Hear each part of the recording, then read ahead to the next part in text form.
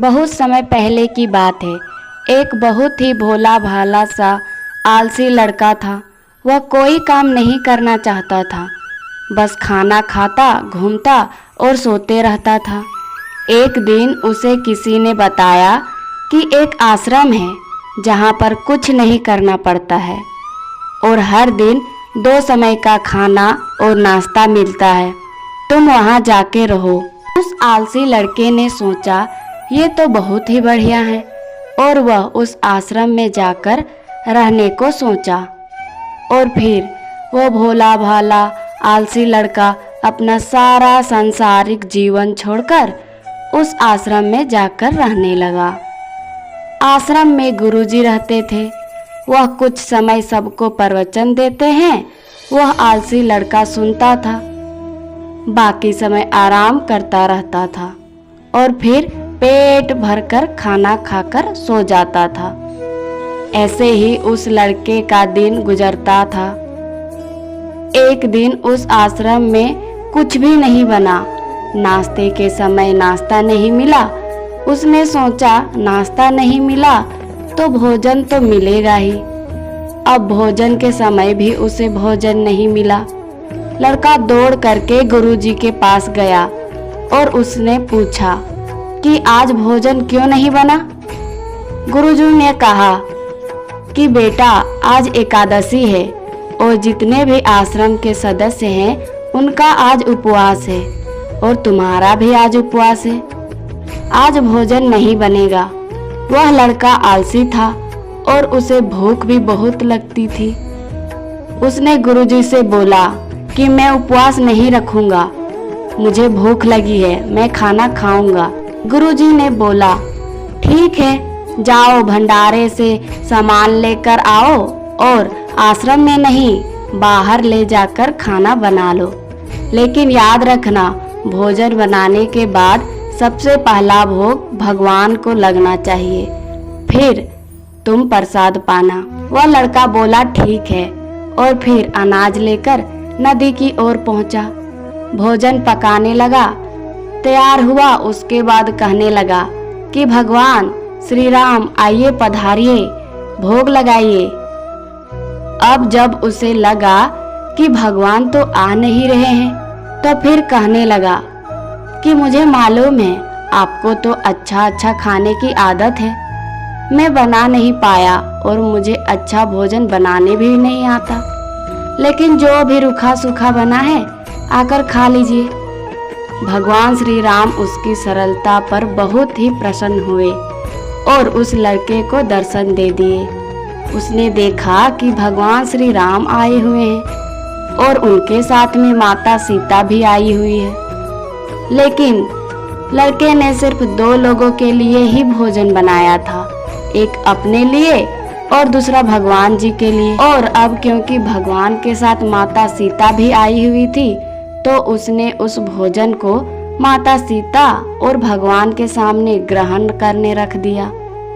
भगवान श्री राम और माता सीता ने भोजन किया और उसके बाद जब वह जाने लगे तो यह भोला सा आलसी लड़का बोला कि प्रभु, आप आए, दर्शन दिए, हमें बहुत अच्छा लगा। मुझे खाने को कुछ नहीं मिला, लेकिन कोई बात नहीं। लेकिन आपसे एक विनती है कि अगली बार जब आएंगे तो कितने लोग आएंगे ये बता दीजिएगा, ताकि मैं उतने लोगों के लिए भोजन बनाकर रखा रहूं। भगवान श्री राम मन ही मन मुस्कुराए और फिर अंतर ध्यान हो गए। लड़का आश्रम गया। दिन बीतता गया और फिर एकादशी का दिन आया और इस बार उसने 3-4 लोगों के लिए अनाज लेकर खाना बनाने के लिए नदी किनारे पहुंचा और उसने बड़े प्रसन्नता से भोजन बनाया और इंतजार करने लगा कि प्रभु आइए और भोग लगाइए। इस बार लड़का देखता है कि भगवान श्री राम पूरा राम दरबार लेकर आए हैं, जैसे माता सीता, लक्ष्मण, भरत, हनुमान जी और सभी लोग आए हैं। लड़के ने 3-4 लोगों का भोजन बनाया था और इस बार भी भोजन कम पड़ गया। लड़के ने निराश होकर भोजन को प्रभु के आगे रख दिया। उन्होंने भोजन किया और फिर चले गए। और इस बार लड़का फिर से भूखा रह गया। अब लड़का ने फिर आश्रम गया। दिन बीतता गया और फिर एकादशी का दिन आया और इस बार गुरुजी से कहने लगा कि गुरुजी, मुझे इस बार थोड़ा ज़्यादा अनाज चाहिए। गुरुजी सोचने लगे कि इतना सारा अनाज का करता क्या है, कहीं इसे बेचता तो नहीं। फिर उन्होंने कहा कि ठीक है, भूख से परेशान रहता है। लड़के ने कहा कि नहीं गुरुजी, मैं भूख से परेशान नहीं रहता हूँ। प्रभु के साथ बहुत लोग आते हैं, उनको भी तो भोजन कराना पड़ता है। गुरुजी को लगा कि लड़का पागल हो गया है, लेकिन गुरुजी ने सोचा कि चलो एक बार चलकर देखते हैं कि लड़का इस अनाज का करता क्या है। वो भोला सा लड़का अनाज लेकर नदी किनारे पहुंचा और इस बार भोजन बनाया नहीं।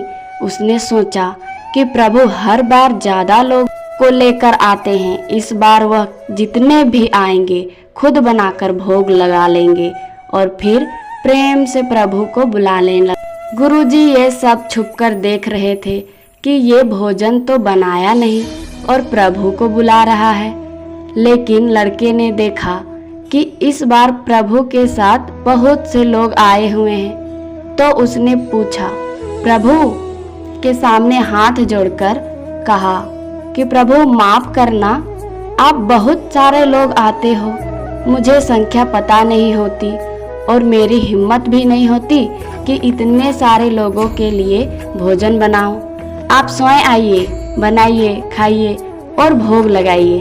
प्रभु मुस्कुराते हैं और अपने साथ आए सभी लोगों के साथ मिलकर भोजन बनाने लगते हैं। गुरुजी ये सब छुपकर देखते हैं और फिर लड़के के पास आ करके कहते हैं कि तुम ये क्या कर रहे हो। लड़का कहता है कि गुरुजी, आपको दिख नहीं रहा कि भगवान श्री राम पधार चुके हैं, माँ सीता आई हुई है, हनुमान जी आए हुए हैं और भी सभी लोग आए हुए हैं, भोजन बन रहा है। गुरुजी ने बोला कि पागल हो गया है, मुझे तो कोई नहीं दिख रहा है। लड़का गुस्सा हो गया और बोला, प्रभु आप ये क्या कर रहे हो? एक तो मुझे भूखा रखा है और गुरुजी को दर्शन नहीं दे रहे हो, जो मुझे पागल समझ रहे हैं। कृपया करके गुरुजी को दिख जाओ। भगवान बोले, नहीं, मैं इन्हें नहीं दिख सकता। लड़का बोला, क्यों नहीं दिख सकते? मेरे गुरुजी तो बहुत महान हैं, बहुत बड़े ज्ञानी और ज्ञाता हैं।